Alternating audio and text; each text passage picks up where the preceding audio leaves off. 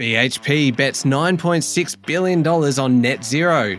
The Medibank hack worsens as more data is released, and Donald Trump's Twitter ban is lifted. It's Monday, the 21st of November, 2022. Welcome to Fear and Greed, Australia's most popular business podcast. I'm Michael Thompson, and good morning, Adam Lang. Good morning, Michael.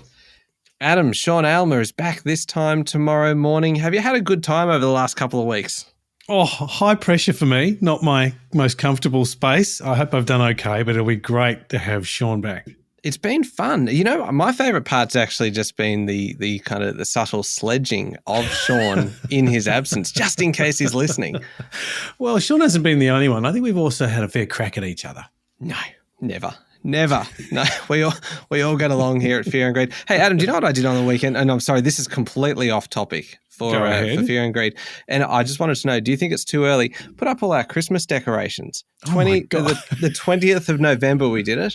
Is that a new personal record, Michael? It absolutely is. And what I think is actually happening, it's getting earlier and earlier every year. I think by about kind of 2025, we'll just be those people who just go, you know what?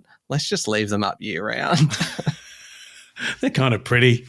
They're good fun. Yeah, becomes suddenly an Easter tree and then a kind of a, I don't know, what else you got? Queen's birthday An tree? Easter tree, a Festivus, more dinner parties to celebrate. Yeah, exactly. Anyway, majorly off topic. Clearly, I am gone off too early, judging by your reaction. I think you might have, but go with it and have fun. All right, moving on. Today's interview, Adam, after the show is a good one. Tom King, the Chief Investment Officer of Nanook Asset Management, which is a company focused on sustainable investing. So Tom King was an Olympic sailing gold medalist and then got into this line of work and was an early adopter, I think you'd have to say, of the environmental, social and governance objectives of investing. So he's seen a lot of this over the last decade, and it was great to get his perspective on where it's been, where it is and where it's going. Yeah, and to hear some specific companies that he is interested in and why he likes them, it is a really good chat. It's definitely worth sticking around for. The main story this morning, though, Adam, BHP is embarking on 4 weeks of due diligence on takeover target Oz Minerals after winning acceptance on Friday for a $28.25 a share offer that values Oz Minerals at $9.6 billion. So BHP added an extra 13% sweetener to its initial $25 share offer for Oz, and they now get an exclusive right to scour the miners' books and operations before proceeding with the offer. BHP Chief Executive Mike Henry says that the proposal represents, quote, a highly compelling offer for Oz shareholders, providing certainty in a time of macroeconomic uncertainty. But Adam, really, there is a whole nother angle to this story. Yeah, that's right, Michael. And it's a great line, but the deal really is all about renewables. The International Energy Agency says that getting the world to net zero carbon emissions will require some US $4 trillion a year to be spent on clean energy by 2030. Clean energy, whether that's renewable generation, the electricity grid, or electric vehicles, that requires copper. And guess who mines copper? Yes, indeed. And BHP wants to consolidate its holdings in the giant Gawler Craton copper mining province in South Australia. It already owns the massive Olympic Dam project, which is one of the world's most significant deposits of copper, along with gold and uranium. And buying Oz Minerals would add 2 neighbouring copper mines on either side of Olympic Dam. That's right, Michael. And the proximity between the two companies' mines means BHP is really the only logical buyer for Oz Minerals, and it's unlikely another bidder will emerge. BHP says this offer is its best and final. If the due diligence process is successful, shareholders will be asked to vote on the offer next year. All right, now turning to local markets, the Australian share market rose on Friday, capping off what was otherwise a pretty quiet week in terms of price action. The S&P ASX 200 rose 0.2% to 7,152 points. That left it down 0.1% across the week. Oz Minerals was among the top performers, obviously lifting 4% after the takeover offer from BHP. At the other end, Lendlease slipped 1.6% after warning of deteriorating economic conditions. On international markets, Wall Street closed higher over the weekend, the Dow Jones gaining about 0.6% to finish pretty flat over the week. The S&P 500 added 0.5%, while the Nasdaq was flat as well. That's right, Michael. And the story is pretty much a return to a wait and see on interest rates after the big rally the previous week on that softer than expected US inflation data. The strong employment and retail sales data last week is adding evidence to the case for interest rate rises having a way to go. One notable mover on Friday was the energy sector, which fell as oil prices slipped. And the Aussie dollar has dipped under 67 US cents and is buying around 66.75 US cents at the moment. Bitcoin is trading at about 16,500 US dollars, still obviously weighed down by the FTX crisis. More on that one in a little bit. In fact, we've got plenty to get through. We'll be back in a moment with the rest of the day's business news.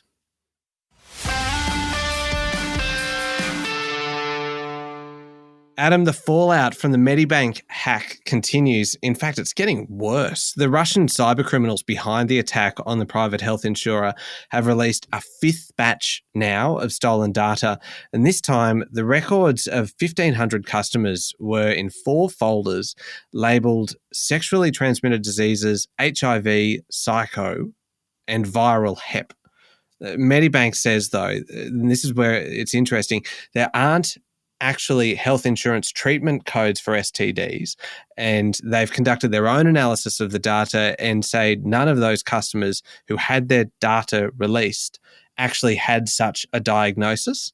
Michael, it seems that the hackers are trying to inflict as much damage as they can on Medibank, particularly after the chair and chief executive last week reiterated that the company wouldn't pay the $15 million ransom. Treasurer Jim Chalmers has slammed the criminals, describing them as complete grubs, pure and simple. He says that it is despicable that people are prepared to release the sorts of information that we've seen released in recent days. And I don't think many people would disagree with him. Yeah, indeed. Now, Prime Minister Anthony Albanese returns to Canberra this week after 9 days abroad. What a 9 days. He pulled off that historic meeting with China's President Xi Jinping. Mr. Albanese says that that meeting was positive and constructive and the beginning of a dialogue with China, but there is no immediate prospect of trade sanctions being lifted. No, and Parliament sits again for 2 weeks from today, and the controversial industrial relations legislation is the key priority for the government, alongside legislation for the Federal Integrity Commission. Mr. Albanese says he's happy to extend Parliament this year to get his legislation through the Senate. Also in Canberra this week, Adam, a parliamentary committee will begin inquiring into the ASX's disastrous $250 million technology project failure. ASX is cancelling a 7-year project to replace its critical clearing and settlement systems with blockchain-based technology after an external review found significant problems with the project. The embarrassing setback prompted a stiff letter from the Reserve Bank of Australia and ASIC, who jointly wrote to the ASX setting out their expectations. And now Parliament is taking a look into how the ASX bungled the important project. This is not good. The ASX has a monopoly on clearing and settling the $2 trillion equities market. That's the important process of making sure sellers get their money when shares are sold and that the shares are actually transferred to the buyer's name. The risk now for ASX shareholders is that the monopoly may be under threat. It represents 15% of total ASX Group revenue. Adam, a pretty good weekend for the property market. The preliminary clearance rate rose, even with more properties up for auction. Melbourne's clearance rate was up about 3% on last week to 65.5%, according to CoreLogic. Sydney also climbed to 67.5%. This is good news. It is, Michael, and as you say, it comes as the number of properties hit its highest level since June. Auction volumes were up 4.4% to 2,266 across the country, with vendors clearly keen to get in before Christmas. But that clearance rate suggests that maybe there's a bit of confidence returning to the market as well. Adam, how about this one? The federal government is introducing Australian content quotas for streaming services like Netflix, Amazon Prime and Disney+. Right now, the international streaming services don't have to produce local content, unlike the free-to-air broadcasters like 7, 9 and 10, who are each forced to spend a certain amount every year making local content. That's right, Michael. And these quotas put a whole new spin on the news that Amazon is resurrecting the long-running but only recently cancelled TV soap opera Neighbours. Under that deal, Network 10 retains a first-run broadcast rights and Neighbours episodes will screen on Amazon a week later. I think this can be really good news for Australian productions. Yeah, absolutely. You think about now, you've got these big international players all looking to inject cash into the local production industry. Hey, maybe because they're forced to, but it doesn't matter how it gets there. Well, that's right, and gives so many of our storytellers and creatives a chance to have their work completed. Yeah, absolutely. Now, Adam, we've got a bumper crop of international news to get to. But before we do that, one more. We've talked a lot about Nui in the last probably 18 months or so. Shares in the company soared nearly 20% on Friday after a trading update where the troubled software group said annualized contract value was up 4.6% to just shy of $170 million since the end of June. Nui CEO Jonathan Rubinstein says the numbers include a currency tailwind, but are still encouraging and preliminary evidence of improvement. And that was enough to get shareholders excited. Nui shares lost more than 90% of their value, and the company is being sued by ASIC for misleading shareholders about its growth prospects when it listed and failing to own up when it knew it was going to miss the forecasts. The company has denied the allegations. I've got to say, Adam, the CEO, can you get much more measured than saying it is preliminary evidence of improvement? It's basically another way of saying green shoots. Yeah. And a very cautious way of doing so. Yes, indeed. All right, moving on to overseas news now. Donald Trump is allowed back on Twitter almost 2 years after he was banned following the January 6th attack on the Capitol. Elon Musk put it to a vote on the platform, asking Twitter users whether the former president should be allowed to tweet again. More than 15 million accounts responded to the poll. It was pretty close, though, with 51.8% saying yes. For his part, though, Donald Trump says he plans to stick with his own platform, Truth Social, which in his words is doing phenomenally well.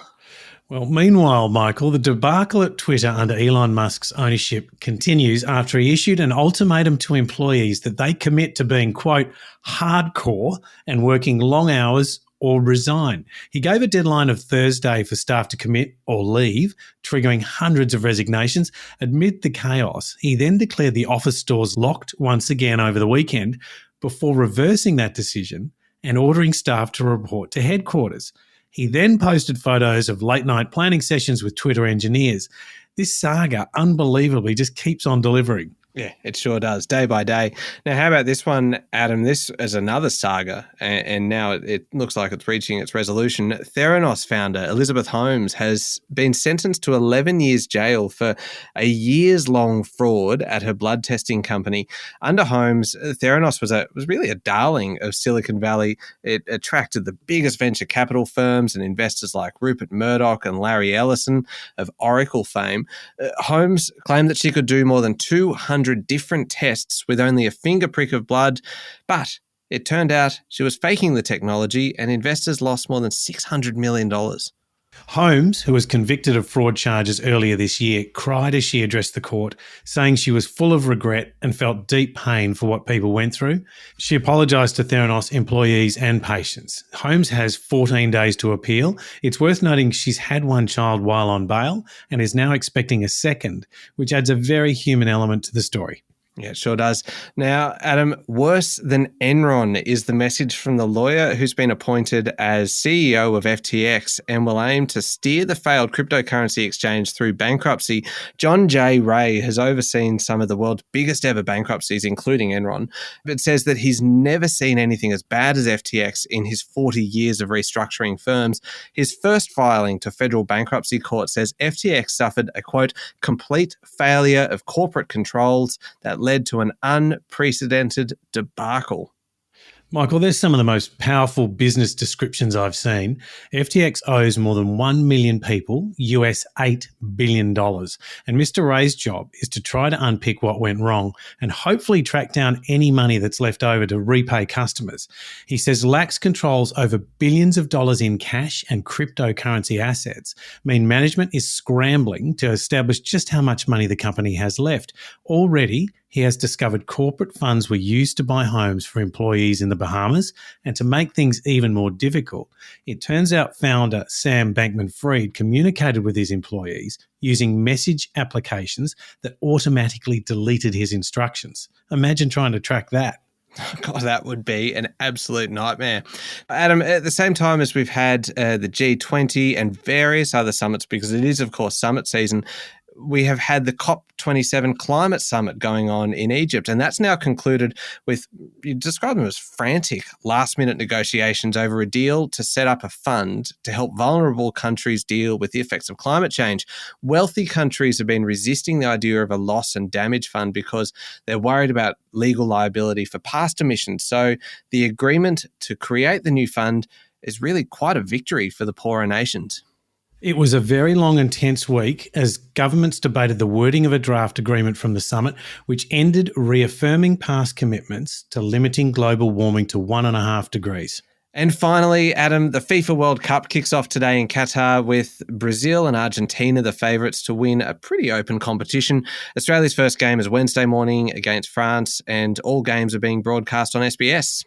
Michael, would you like a business angle on the World Cup? Well, it feels like it needs one because this is a business podcast, even though I started the show talking about Christmas decorations. Go for it. Monash University says equity markets suffered reduced liquidity during World Cup fixtures and has warned that the abnormal trading volumes mean there will be elevated levels of market volatility. So the study of past World Cups found trading volumes on stock exchanges spiked 22% before kickoff as traders get their orders in, and then it declined 29% during the matches.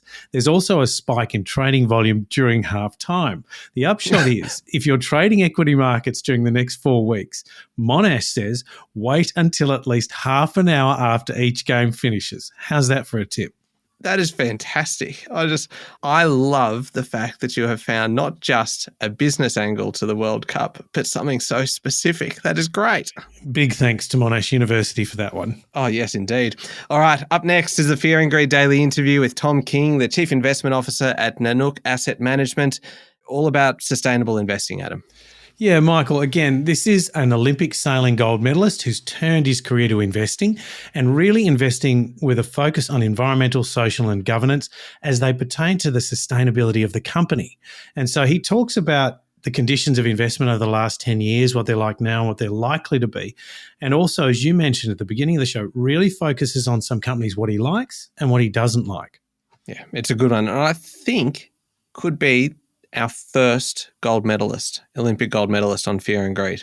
Ooh, I think you're right. Let's not make it the last. Yeah, absolutely. That's coming up next in the Fear and Greed playlist on your podcast platform or at fearandgreed.com.au. And don't forget to check out the week ahead as well with our resident economist, Stephen Koukoulas. Everything you need to keep an eye on this week in the world of economics. Thank you very much, Adam. Thank you, Michael. It's Monday, the 21st of November, 2022. Make sure you're following the podcast. Join us online on Instagram, LinkedIn, Twitter, and Facebook. I'm Michael Thompson, and that was Fear and Greed. Have a great day.